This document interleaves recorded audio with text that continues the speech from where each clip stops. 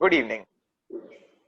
I, Advait Barman, student of SYBBA, Neswada College of Commerce, am pleased to welcome everyone joining us for seminar on sports and lessons in leadership, teamwork, and entrepreneurship, an initiative by Startup and Innovation Cell of our college. Before we begin, I request Dr. Mariam Narona, coordinator of the Startup and Innovation Cell, to tell us about the idea behind this webinar. Thank you, Advait. Hello, everyone. Good evening. Thank you for joining. For some reason, I'm unable to, activate my camera at this end. So we just have to make do like that.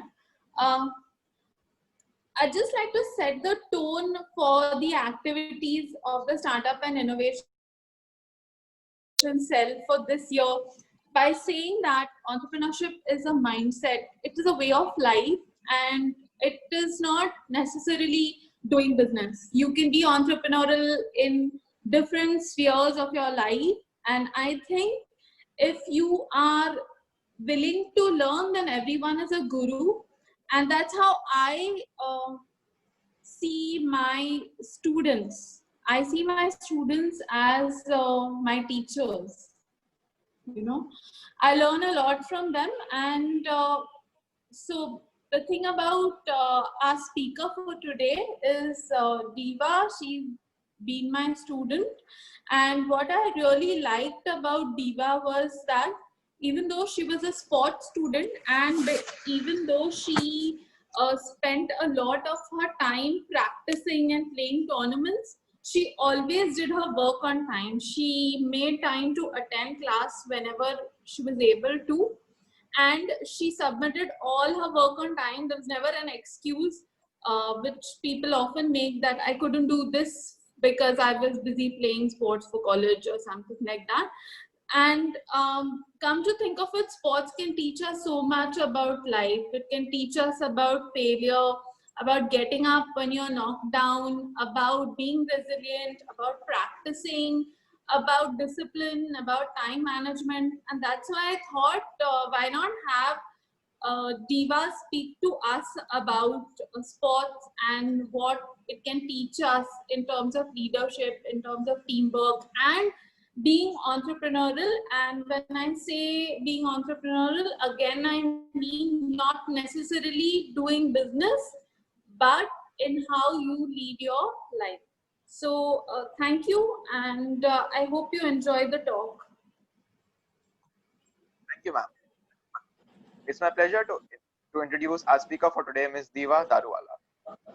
Diva graduated from Neswada College of Commerce in 2019 and received the Best Nest Girl Award for the same year. A sports enthusiast who formed and led the girls basketball team for 4 years, played senior state for Pune City in 2018, and took part in various other sports and cultural activities as a student. Diva is currently working as a student marketer for Red Bull India and pursuing a PG diploma course in international business from Neswadia College. She aspires to be an entrepreneur and brand strategist. On behalf of Neswadia College of Commerce, I thank Ms. Diva Daruwala agreeing to talk to us today and request her to begin the session. Thank you so much. Thank you so much, Mariam ma'am, for the opportunity to do this. It's truly a great opportunity for myself and even for everybody present at this webinar. I want you guys to be as open-minded and be as receptive as possible and take back any bits of it that you feel you can connect to. And I really hope that this is valuable to you in some way or the other. So as as we had the intro about the topic, we are going to be speaking about sports and lessons learned in sports, leadership, discipline, coordination, teamwork, communication. All these aspects we will touch upon. Also, another thing, as Advait introduced me as, I myself am very young.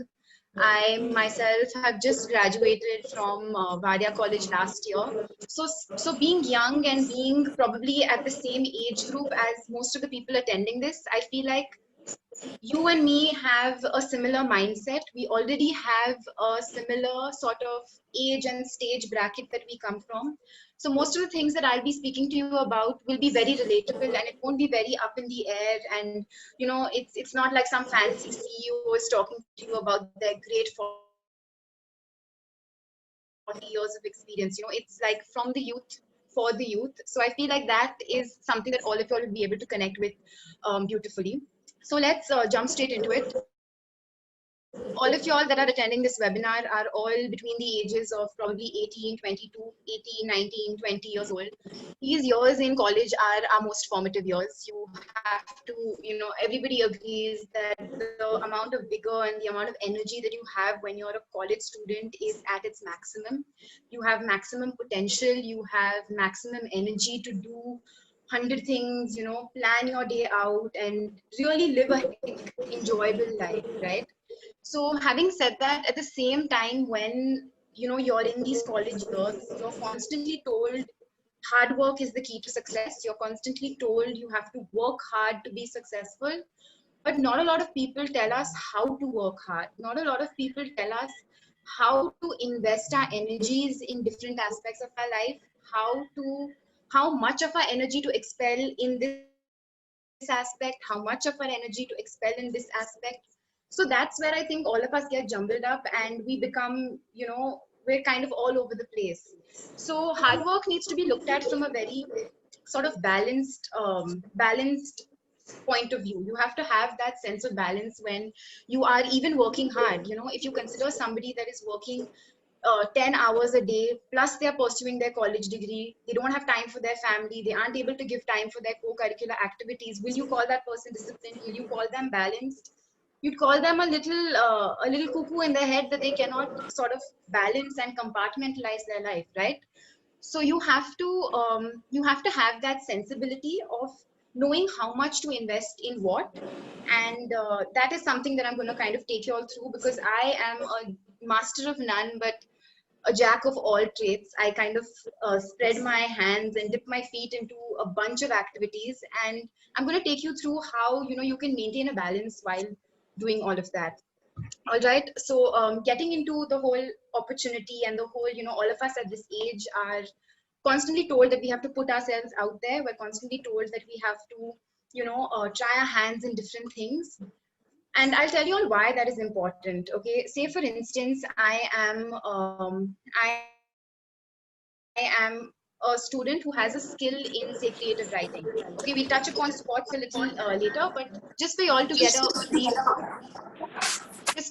a brief understanding, say I have a skill in creative writing. I have that skill, so I start looking for opportunities. I start looking for internships in that field. And once I get, say, an internship with a magazine to write, and I'm with them for about a month or two, I start to realize I'm gravitating towards photography. I'm finding my interest lie more in photography. So what has happened here? An opportunity that I took up to intern at a place led to discovery of a passion. It led to me understanding what my hobbies are, what I enjoy doing. So that is why at this age, it is crucial for you to put yourself out there. It is crucial for you to figure yourself out. Now, for me, myself, I am a sports enthusiast. I love anything to do with the physical body, be it sports, be it dance, be it performing. I love trekking, I love cycling, I love jogging. Obviously, basketball is my main sport, but I love being active. So all of my co-curricular activities have been in that line. But I want all of y'all, I don't expect all of y'all to be talented in sports. I don't expect all of y'all to have a passion for sports, but whatever co-curricular activity it is that you are thinking of, I want y'all to kind of relate this talk to that. All right. Now, all of us again are BE students. We all study about how to start a business from scratch, how to creatively innovate something, right? That is what all of us in theory study in our business entrepreneurship subjects. So, say for instance, I want all of y'all to just think for 2 seconds. Okay, y'all are given 10 lakh rupees to invest in a venture. All right, somebody is giving you free capital. They're saying, here are your 10 lakh rupees. You can invest this in any way that you like, right? I just want y'all for a second to think, how will y'all invest that money? Okay, I just want you all to think, what is it that I want to get into as an entrepreneur if I have the money capital, right?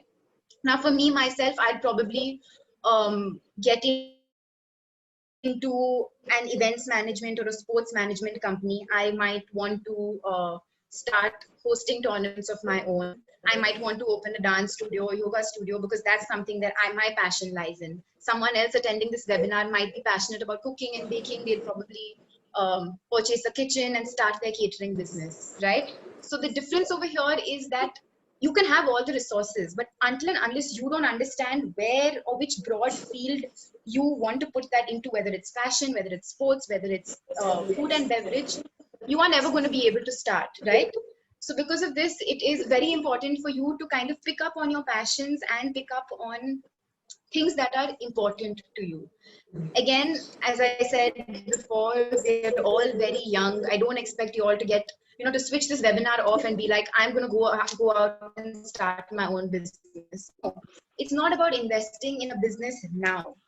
What is the time for us right now? It is to invest in ourselves. We need to work on ourselves. We need to figure out what we like, what we don't like. We need to figure out what we love passionately and what we hate and what we want to really stay away from passionately, right? So at this age, focus really needs to be put on investing inwards and investing within oneself, right? So having just this was just a bit of an overview about the basic things that they speak about when it comes to entrepreneurship and things like that.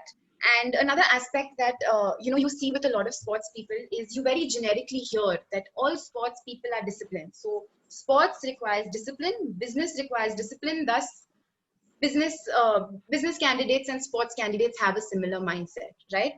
But this is it's very a surface level, so if you dive way deeper into it, you need to understand that discipline and self-discipline it's a lifestyle. It's not that I have a match tomorrow at 7 o'clock, so today in the morning, so today the previous night I'm going to sleep at 10:30. It's not that. It doesn't happen overnight. It happens through training yourself to be balanced, to be disciplined. Another thing that I think a lot of your lectures and your teachers and your books and theory might not really teach you, but it's something that I want to tap upon is, as I said, your college years are your most formative years. They are most, we're living in the age of accessibility, not so much the age of information, but today sitting in India, I have the access to see what is going on in another country, in another continent. I have the accessibility to so many things. So what makes you think tomorrow if I have a peer circle and they are pushing me to get into some sort of bad habit or unnecessary sort of activity, what makes you guarantee that you are not going to succumb to that peer pressure, right? And we have so much around us. We have, at this age, we are most vulnerable. We have the most influence of our peers. Somebody says, chalo, chalo, let's go do this, let's go do that, let's waste our time. We are the most vulnerable to go and follow like the blind, right? But at the same time, if you see a person that plays sports has a level of commitment to not only their body, but their mind as well. And I've seen this with my own peer group. Some of my friends that are very serious athletes or they take up their sporting hobby very seriously, they're very different from the rest of my peers because they have that level of responsibility towards their body, towards their mind. They know that the substances, the foods that they put into their body need to keep their body and their mind alert, because tomorrow if I'm going onto the court to play a tournament, I need to physically be present and I need to mentally be present. I cannot simply be there but my mind is wandered or my mind is exhausted or messed up. I'm not going to be able to perform. And if I'm mentally there but I'm physically drained and I have outdone myself, I will again not be able to perform, right? So here again, we're talking about balance. We're talking about mental and physical alertness, which again, in an entrepreneur, if you see, a lot of maybe your parents own businesses or you'll keep hearing about success stories with entrepreneurs. An entrepreneur doesn't have the responsibility of only themselves, but they now have the responsibility of people that they have hired. Not only their livelihood, but the people who they are paying salaries to, their entire livelihood is also on their head now. So an entrepreneur cannot cannot just give up or cannot be casual about other people's responsibility that he has taken on just because he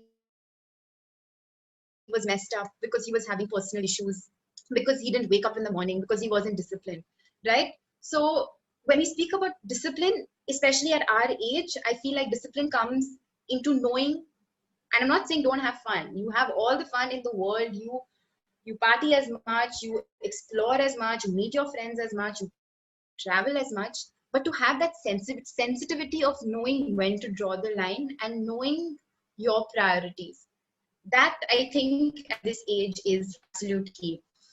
So now that we've spoken about discipline, as again Advait kind of introduced me, I'm going to just take you all through a little bit of my life that I have.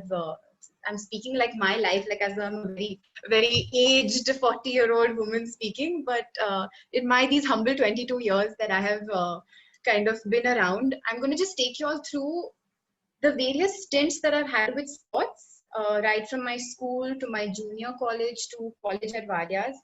And I'm going to take you all through that. And it's very surprising because when I was thinking about, oh my God, what am I going to speak at this webinar and what are the things that I have learned? And I actually, now when I actually backtrack, there are actually so many things that I have learned and that have made me the person that I am, simply because I have been put into scenarios where sports was so closely around me, and it's really taught me a lot. So just I'm going to backtrack a bit, and I'm again sharing just my personal experience and things that I have learned. And while we go through it, I'm going to just keep linking that with a sort of business approach, so that when y'all are studying your theory, when y'all are reading about business, y'all kind of understand and y'all can pull out points and saying, damn, this has actually happened to her, so there has to be some level of truth in it. All right. So, as he introduced, I currently am pursuing a diploma in Valias. I'm doing a PGDIB that's a diploma program in international business. I started my schooling. I'm born and brought up in Pune. I was in St. Mary's School, right from pre-nursery till about 9th standard. And that's, I think, from where sports really happened for me, where it started for me. I was always that super active kid. I loved performing, loved being in the forefront, I love people, and I love working with people, and I love speaking, and I loved all of that. So initially I got into basketball, and I was very lucky because St. Mary's, I don't know if you all have heard, but it has an excellent basketball team. I was blessed with an excellent coach, so my basics and everything was taught very beautifully to me. And I still remember in 4th grade was when we got selected for our practices, and I was like this thin, scrawny, 4 foot 11, nothing, tiny little girl that just had all this energy and vigor to learn basketball. And I think sports started for me from there. And it wasn't easy. Honestly, Mary's wasn't easy because the competition was cutthroat. Everyone in my batch was superb. Girls were going for India camp under 13. Almost everybody was a national level player. I still haven't played nationals for basketball, but everyone was excellent. And the pressure to do well was a lot, because you could mess up one match, because you messed up one match and you were straight on the bench. And I was benched a lot in Mary's. I was the most regular person to practice. I loved the game, loved my team, loved my coach, but I really wasn't that good a player. So because of that, I was always made to be benched. I was always the substitute. I was always put in when the first 5 had gotten tired.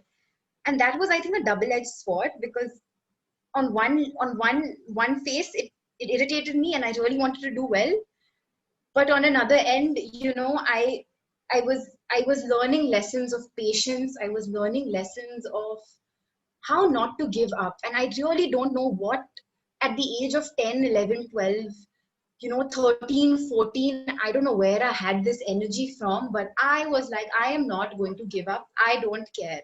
And we had girls drop out because they weren't given a chance to play. We had girls that would fight back with the coach saying, how aren't you letting me play? But I just went with the ride, and I attended my practice, and I worked hard, and I did my bit, but I didn't let it get to me to a point where I wanted to quit the sport. And that made me so resilient that even today, if I'm in a job that I don't like, I won't leave it right there and then. I will push and I will try and I will say no. It's going to get better. It's going to get better. I don't quit. And I feel like that lesson that I have learned has come straight from my time in Mary's, because I really struggled to keep up with my team. I struggled to perform, so that was my time in Mary's. But having said that, again, I had lovely years with my team. I learned a lot about basketball, and I would study, but I was obsessed with basketball and I loved everything about it. Academically, I wasn't very good in school. I was struggling academically, but I remember we had a cap saying that if you don't get more than 60%, whoever didn't get more than 60% would be thrown out of the team, because our school was very strict about academics. And ever since that rule came up in, I think, 6th grade, I used to get 60.1. I used to get 60.5. Like, I used to just about make it so that I could be on the basketball team. So that again was a great lesson for me to learn. And then I was in Mary's till halfway through my 9th. Then, because of some family complications, I had to shift to Abu Dhabi in the UAE, in fact. And I was going from an ICSE board to a CBSE board. I was born and brought up in Pune. I had a friend circle. I had a great team. I had great coaches. And suddenly a 14-year-old girl was told, pack your bags, we're moving countries, let alone another city in India. I had to leave Pune. I had to leave my team. I had to leave everything. And a 14-year-old girl had to go and start life all over again. And that is now the second phase of sports that I'm going to be speaking about. So when I shifted to Abu Dhabi, I was coming from an ICSE board to a CBSE board. So academically, I found it a little easier. Academically, I started doing well only when I went to Abu Dhabi, because the education, how rigorous the syllabus was from ICSE to CBSE, I found it a little easier. So academics, then, I was doing well in college. I was doing well in school, so then I could kind of focus on sports. And when I shifted to Abu Dhabi, I was messed up. I was very upset. I hated the fact that my parents made me shift. I was angry with them. I said I had a whole life, I had a team, I had things I was working on, and you guys made me shift, and how could you do this to me? And I was bitter, and I was just a messed up child. And when I joined school in 9th grade, I still remember my first day of school. I was this awkward new girl that had joined, it was again an all-girls CBSE school. It was a very different environment for me. And, my teacher, to make me comfortable, she asked me, dear, if you have any issues, come to me. And do you have any questions? And I just had one question. I just asked her, ma'am, is there a basketball team in this school? And she said, oh, we have a lovely court, but we don't have a basketball team. And that was when I was like, I am ready. I am packing my bags and I am going to walk back to Pune if I have to. But I told myself, I cannot do a new school with no basketball team. I will not know how to function. I will not know how to make friends. And for 1 or 2 months, I think I was very resistant to change. I was very angry. I was, literally 2 hours before my flight, I was at basketball practice. So I had the speed, I had the stamina, I had the skill, and I had the training. And at 14 years of age, I had all this within me, but I had nowhere to express it, because my school halfway across the globe didn't have a basketball team. So I think for a month or two, I was at my worst. I'm very extroverted as a person, but I think I became an introvert for those few months. I used to not talk to anybody. I used to just be very aloof, and I was very upset that, I didn't know how to cope with this change. And then, because I was very messed up, I used to go to school early. My dad used to drop me. So I started carrying my shoes, and I used to just go. We had a beautiful athletics ground. I mean, anything abroad, the facilities are amazing. So there was a lovely synthetic athletic field. So I used to just carry my shoes, and every morning in that free period form time that we used to have, I had no friends, nothing. I was bored. So I used to take my shoes and I used to just keep jogging and jogging and jogging and jogging. And there was a court. I used to take a ball and I used to go do my shooting. And I used to just keep running because I was just bored and I had nothing better to do in school. And then this coach saw me, and she sees me playing, and she's looking at me saying, are you a new girl, and why are you running so much? We have a great athletics team. Why don't you join the athletics team? And I'm thinking athletics. I have played a team sport my whole life. I'm so comfortable knowing I have 11 other girls backing me. I'm so comfortable knowing that, there are people all over me. I said, I don't think I'm going to be able to manage an individual sport. And she said, I've been watching you for a week or two. You're running really well. You come and join the athletics team. So again, I had nothing to lose. I was bored. I didn't have friends at the time. So I said, chalo, we'll try my hands in athletics. What is there to lose? So that Sorry, exact, sorry to interrupt you. If your yeah, session gets over, please join it again using the same link.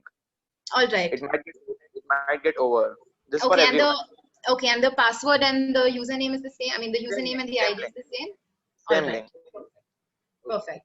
Thank Okay, you. so I will continue till it doesn't stop. Then we'll Yes. pick Yes. it up from there. Okay. Yes. Yeah. Yeah. So where was I? So for those few months, I was, a very strange child, and then I got into athletics like this, just honestly, out of time pass. I got into athletics, saying I want to play some sport. They don't have a basketball team. Chalo, I'll try athletics. And I think I shifted sometime around August. And in October, we had something called clusters, which is like a CBSE thing. It's like a state level where different clusters play with different clusters, and then you get selected for the national team.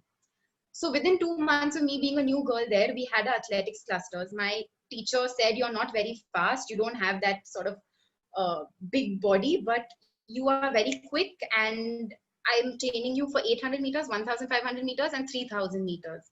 So those were my events in athletics. So she trained me up for that in those 2 months. And we went and we had our clusters. And believe you or not, in UAE, it's very hot. It's like 40 to 50 degrees. So when those clusters used to happen in Dubai, we used to travel from Abu Dhabi to Dubai, and all the long distance events used to be early in the morning when the sun was, not very strong. So my 3,000-meter event was the first event of the day, first day, first event. And I ran, and all my competitors were girls from Sharjah, Dubai, Ras Al Khaimah, all these places. And I'm thinking, oh my God, I'm in international body, like I'm in international waters, what's happening?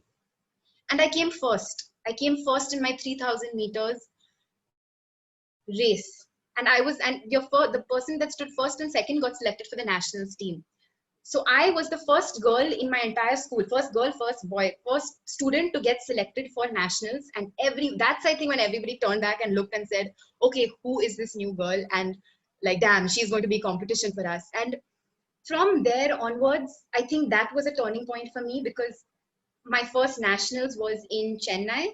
My athletics nationals was in Chennai. Then in 10th standard, I went for swimming nationals to Haryana. Then in 11th grade, I had nationals in Mehsana, Gujarat, and in Varanasi. So I traveled to 4 cities from when I was in Abu Dhabi. And I represented the UAE nationals team. And I traveled to these 4 beautiful cities just because I was open minded and I put myself out there saying, you know what, basketball is not happening for me. I know I love sports. I know I love being active. Basketball is not there. So what? Let me try my hand in athletics. So I played 3 athletics nationals, 1 swimming nationals. I used to swim also a lot when I was a kid.